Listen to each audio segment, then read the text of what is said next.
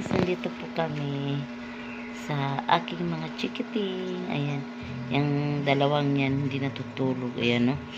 Pangit-pangit ng isa na yan. Ay, pag anak-anak rin. Pangit-pangit na isa na yan, no? Yan si Makmak. Ayan, tingnan natin guys kung anong ginagawa nitong bata na to. Kung gising pa ba siya. Tingnan natin siya guys.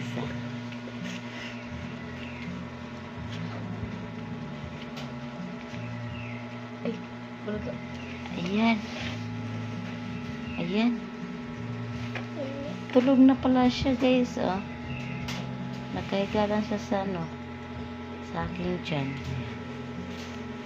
Natulog lang siya doon sa akong tiyan guys, oh. Oh.